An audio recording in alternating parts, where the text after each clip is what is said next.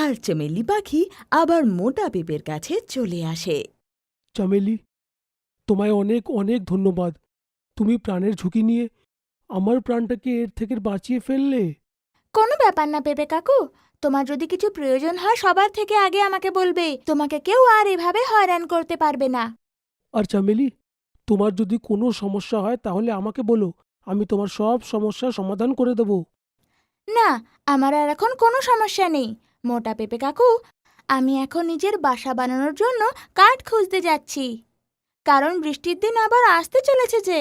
আরে চামেলি, তোমায় নিজের বাসা বানানোর প্রয়োজন নেই। এই তো তোমার বাসা, তুমি আমার বাসায় থাকবে। আরে মোটা পেঁপে কাকু, এটা তুমি কি বলছো?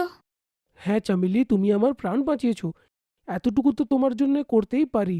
তুমি এটা নিজের কাকার বাড়ি ভেবে নিও। যখনই তোমার মনে হয় কোনো সমস্যা আসছে বা বৃষ্টি আসছে, তখন তুমি আমার বাসায় রয়ে যাও। আর এই বাসায় শুধু তুমিই থাকবে, আর কেউ থাকবে না। এটা আজ থেকে তোমার বাসা। তাহলে আজ থেকে তুমি আমার মোটা পেঁপে কাকু হলে? হ্যাঁ, সেটা আমি ভেবে নাও। আর মোটা পেঁপে আর চমেলি দুজনেই একসাথে থাকতে আরম্ভ করল।